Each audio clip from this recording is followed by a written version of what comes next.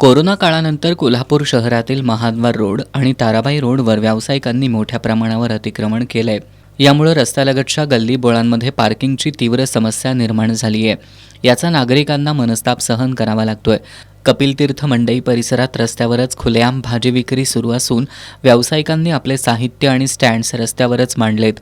नवीन बांधकाम झालेल्या इमारतींच्या पार्किंग जागांवरही अतिक्रमण केलंय। हे अतिक्रमण महापालिकेच्या परवानगीशिवाय करण्यात आलं असून यामागे प्रशासनातील काही अधिकारी सामील असल्याचा आरोप भारतीय जनता पार्टीनं केलाय। येत्या 2 दिवसात अतिक्रमणाविरोधात कठोर कारवाई करावी, अन्यथा भाजपच्या विरोधात संपूर्ण महाद्वार आणि ताराबाई रोडवर असंख्य कॉट्स टाकून आंदोलन करण्यात येईल, असा इशारा भाजपचे जिल्हा उपाध्यक्ष हेमंत आराध्ये यांनी दिलाय।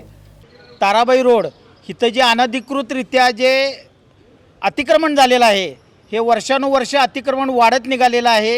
या अतिक्रमणांवर कारवाई तातडीनं व्हायला पाहिजे, अशी भूमिका भारतीय जनता पार्टीच्या शिष्टमंडळाची होती।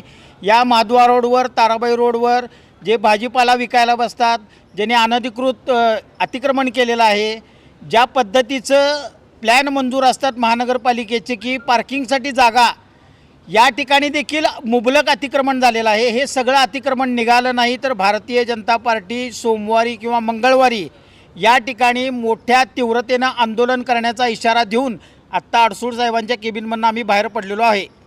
याबाबत महापालिकेचे अतिरिक्त आयुक्त रविकांत अडसूळ यांना निवेदन देण्यात आलंय। येत्या 2 दिवसात या प्रश्नावर ठोस आणि कठोर कारवाई करण्यात येईल, असं आश्वासन अतिरिक्त आयुक्त रविकांत अडसूळ आणि अतिक्रमण विभागाचे प्रमुख विलास साळोखे यांनी दिलं। यावेळी जिल्हा सरचिटणीस विराज चिखलीकर यांच्यासह भाजपचे पदाधिकारी कार्यकर्ते उपस्थित होते।